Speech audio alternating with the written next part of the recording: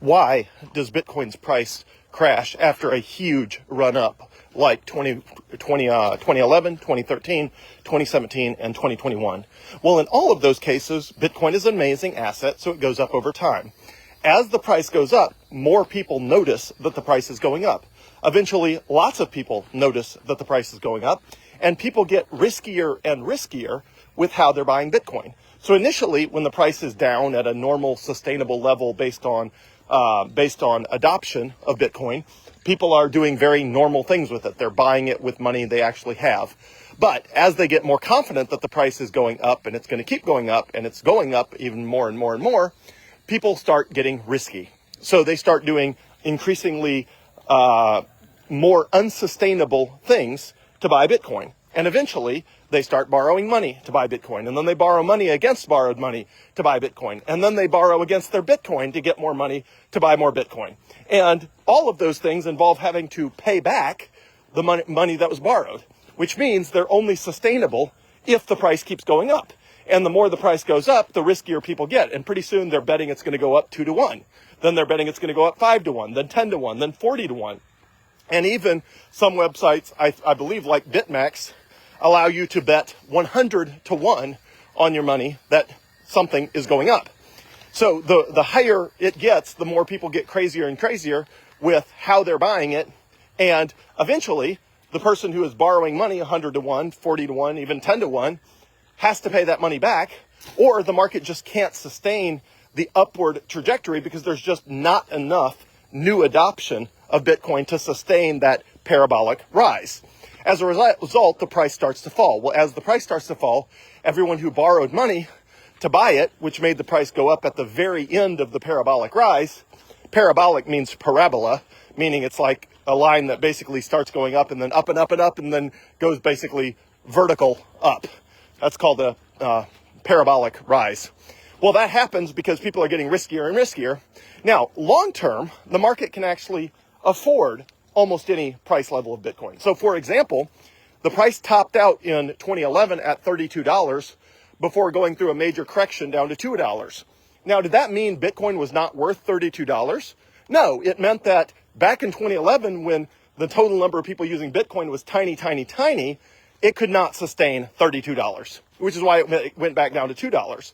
Again, that didn't mean it wasn't going to be worth $32. It just meant that the adoption was not quite ready to sustain a $32 price. Same, when the price went up to $1,200, that did not mean Bitcoin was not worth $1,200. It just meant that the marketplace, it went up so fast from $2 up to $1,200 that there was not enough market adoption at that time. I mean, we're dealing with like total market worldwide adoption of Bitcoin back in 2013 of like, I don't know, 0.1%. I mean, just ridiculously small numbers of people had adopted Bitcoin, which meant $1,200. Bitcoin was not quite ready to sustain a $1,200 price because it got there in the case of $32 and the case of $1,200. It got there over a series of months where the price just went crazy up. And it went crazy up and people started speculating and they started speculating and people piled in who had no idea what Bitcoin was. They just loved the fact that it seemed to be going up. And so it went up and up and up and then it became unsustainable. So the same is true in 2017. It's not that Bitcoin was not worth $19,000.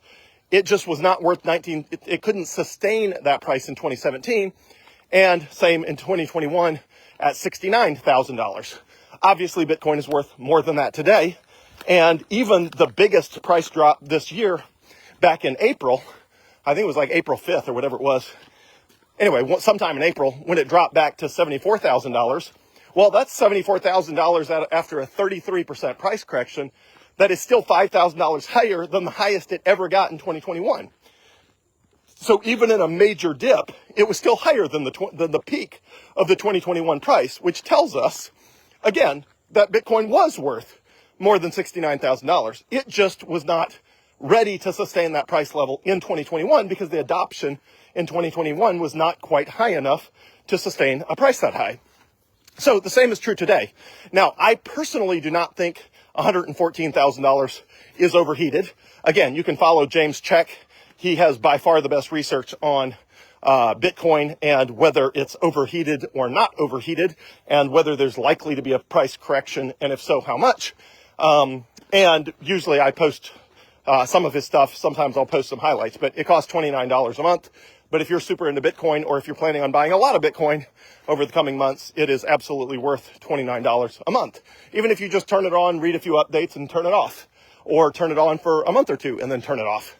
But anyway, he's fantastic, and he goes through where we are in the cycles, if we're overheated, how much people are borrowing, using borrowed money to buy Bitcoin. He walks through all of those metrics and explains them to you in a pretty accessible way to help you understand, are we in the parabolic phase when things are going crazy, or are we still in the relative calm of, the 7th, 8th, or 9th inning of this thing? So, but anyway, all assets work that way. So Amazon, back after the .com crash, the price of Amazon dropped from $106 to, I believe, $6. It was a 94% drop, comparable to Bitcoin's price crash from $32 down to $2. So 32 down to 2 is the same as a 106 down to 6. So right after the .com bust in 2020, sorry, not 2020, the year 2000, the price correction of Amazon stock was roughly equivalent to the very first big price correction that Bitcoin went through. Does that mean Amazon stock was not worth $106? And again, it's gone through some stock splits, so it's, a lot higher than that now. And it's even a lot higher than whatever the stock chart shows right now as compared to the past, because I believe it went through some stock splits. So that 106 down to 6 is probably comparatively different numbers now. But anyway, so Amazon is radically higher, radically higher than the prices back in the year 2000. Because again, I don't know what, maybe the equivalent is like, it went from like $1.06 to 6 cents or something like that. Anyway, whatever it was, it's been through a bunch of stock splits, which means you can't really compare current numbers to the past unless you compare it on current stock charts, which I have not done. But anyway, that does not mean Amazon was not worth the price in 2001. It just wasn't quite ready to sustain that price right then, because the total adoption worldwide of Amazon and online, e-commerce, web, purchasing was not quite there yet. Would it become there? Yes, absolutely. Ultimately, Amazon is now one of the most valuable companies in the world. It just wasn't quite ready to sustain that back then. But it got there. It grew into it. So another way to think about it is, is Bitcoin worth $32? Yes, it just needed to grow into that. Was it worth $1,200? Yes, it just needed to grow into that. Was it worth $19,000? Yes, it needed to grow into that. Was it worth $69,000? Yes, it needed to grow into that. So if we get a huge price rise in the second half of this year, for example, we shoot from $114,000 up to 180 or 210 or 220 or 236, which is like the highest it could possibly go this year, which is like highly unlikely, but could go, who knows. If we go that high, there will be a price correction, because it's not that Bitcoin's not worth that. It's because you got to take some time to grow into things. Just like a kid, and their clothes. If you buy buy an adult or a youth large for your kid and it's way too big for them, that doesn't mean it's always going to be too big for them. It just means they're going to have to grow into that youth large, and they may only really be a youth medium or a youth small. They will become a youth large, and then they will become ultimately adult sizes. It's just going to take them some time. So, to recap, Bitcoin goes through price corrections because there's a huge parabolic rise before them. If Bitcoin does not go through a huge parabolic rise, that tends to result in not having huge price corrections. That doesn't mean you can't get a 33% or 32% price correction. We have had 2 price corrections between 30% and 33% since 2022. So if that's absolutely possible on the way up, but that's obviously different than the massive price corrections that were experienced in the early days of Bitcoin. So hopefully that makes sense. As James Check says, the bull authors the bear. If there's a huge price rise that's unsustainable, there's got to be a price correction as the market grows into that value. If the price went up that high because a ton of people borrowed a ton of money, well, guess what? They're going to have to pay back that money, and the price is going to have to come back down to adjust. So I don't think we are in a parabolic rise right now.